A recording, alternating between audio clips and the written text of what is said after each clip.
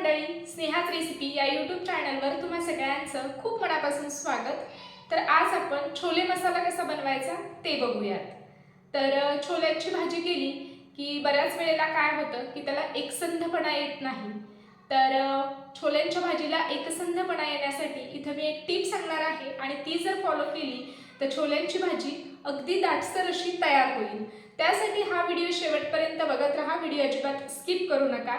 तर इथं आपण छोले वेगळे शिजवणार नाहीये। चला रेसिपी सुरू करूयात। एक वाटी छोले पाण्यामध्ये रात्रभर भिजत ठेवले होते आणि भिजल्यानंतर हे जवळपास दुप्पट होतात। तर आता हे छोले असेच बाजूला ठेवूयात आणि एक वाटण तयार करून घेऊयात। त्यासाठी एका मिक्सरच्या भांड्यामध्ये घालूयात। 2 मध्यम आकाराचे कांदे उभे पातळ चिरून घेतलेले आहेत ते घालूयात। त्यानंतर घालूयात 2 हिरव्या मिरच्या, 1 इंच आलं आणि 5 ते 6 लसूण पाकळ्या। आता हे मिक्सरवर बारीक करून घेऊयात। हे मिक्सरवर बारीक करून घेतलेलं आहे। तर इथं आपलं कांद्याचं वाटण बनवून तयार आहे। कुकरमध्ये 4 चमचे तेल घातलेलं आहे आणि हे तेल गरम झालं की यामध्ये घालूयात 1 चमचा जिरं। जिरं व्यवस्थित फुललं की यामध्ये घालूयात 2 तमालपत्र आणि तयार केलेलं वाटण घालूयात।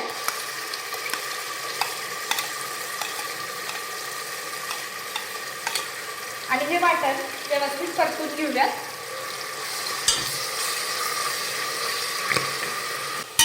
तर हे वाटण व्यवस्थित परतून घेऊयात आणि मला सपोर्ट करण्यासाठी स्नेहाच रेसिपीला सबस्क्राइब करा। सबस्क्राइब केल्यानंतर शेजारील बेल आयकॉन प्रेस करा, म्हणजे जेव्हा मी नवीन व्हिडिओ अपलोड करेल तर त्याचं नोटिफिकेशन सगळ्यात आधी तुम्हाला मिळेल। वाटण परतलं की आता यामध्ये टोमॅटोची प्युरी घालूयात। तर इथे मी 2 टोमॅटो मिक्सरला बारीक करून घेतलेले आहेत ते घालूयात आणि छान तेल सुटेपर्यंत हा टोमॅटो व्यवस्थित परतून घेऊयात। आता बऱ्याच वेळेला काय होतं की टोमॅटो आंबट असले की आपले छोले सुद्धा आंबट होतात। तर त्यामुळे टोमॅटो छान असे पिकलेले घ्यायचे आणि टोमॅटो जर आंबट असतील तर त्यातल्या बिया आणि रस काढून घ्यायचा आणि मग त्याची प्युरी करायची। तेल सुटेपर्यंत आपण ही टोमॅटोची प्युरी छान परतून घेतलेली आहे।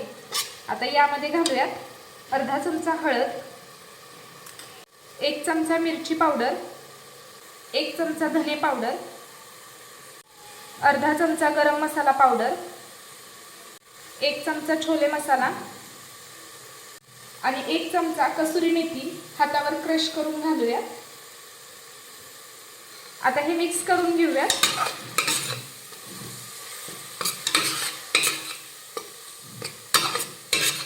आता यामध्ये अगदी 2 चमचे पाणी घालूयात आणि हे मसाले छान परतून घेऊयात।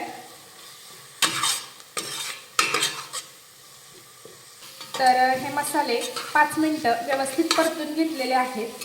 आता यामध्ये भिजवलेले छोले घालूयात। त्यानंतर 2 बटाटे साल काढून अशा मोठ्या फोडी करून घेतलेले आहेत ते घालूयात आणि हे मिक्स करून घेऊयात।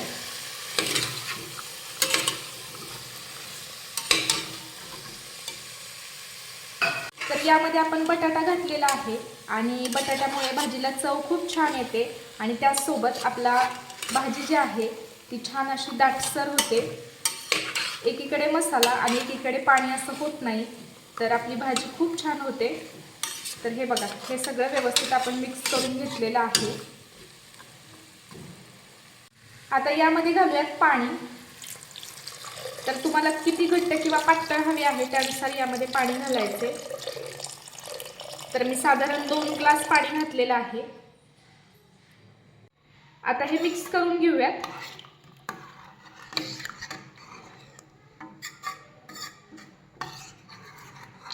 आता यामध्ये चवीनुसार मीठ घालूयात आणि मीठ घातल्यानंतर पुन्हा हे व्यवस्थित मिक्स करून घेऊयात।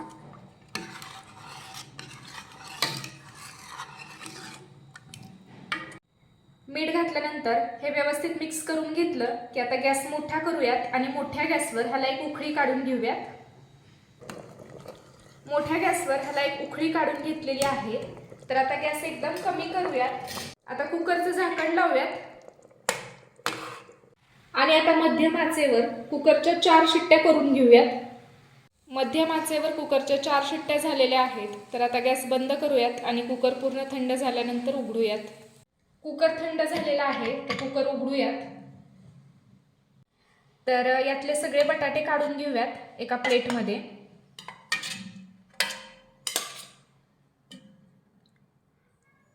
आणि त्याचसोबत यातले थोडे छोले सुद्धा आपण ह्या प्लेटमध्ये काढून घेऊयात. आता हे सगळं चमच्याने स्मॅश करून घेऊयात.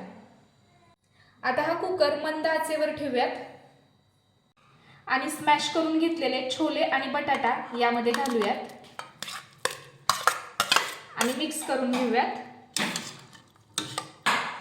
आता मंद आचेवरच हे साधारण 4 ते 5 मिनिटं उकळून घेऊयात. भाजीला बटाट्यामुळे छान दाटसरपणा आलेला आहे, तुम्ही बघू शकाल. तर आपली भाजी मंद आचेवर 4 ते 5 मिनिटं आपण उकळून घेणार आहोत आणि भाजी ही उकळतीये तोपर्यंत आपण यासाठी तडका तयार करून घेऊयात. तडका पॅनमध्ये 2 चमचे तूप घातलेलं आहे आणि तूप गरम झालं की यामध्ये घालूयात 1 इंच आलं साल काढून उभं कापून घेतलेलं आहे ते घालूयात आणि 2 हिरव्या मिरच्यांना चीर देऊन घेतलेली आहे ते घालूयात आणि हे परतून घेऊयात. अर्ध्या मिनिटासाठी आलं आणि मिरची परतून घेतलेली आहे. तर हा तडका आता ह्या भाजीवर घालूयात. आता गॅस बंद करूयात आणि यावर एक झाकण घालूयात. हे मिनिटभर असंच झाकून ठेवूयात. तर 1 मिनिट झालेला आहे. तर तुम्ही बघू शकाल एकदम दाटसर आपली भाजी इथं बनवून तयार झालेली आहे. तर इथं आपली एकदम दाटसर अशी भाजी बनवून तयार झालेली आहे. आता यामध्ये घालूयात थोडीशी बारीक चिरलेली कोथिंबीर. आता हे मिक्स करून घेऊयात.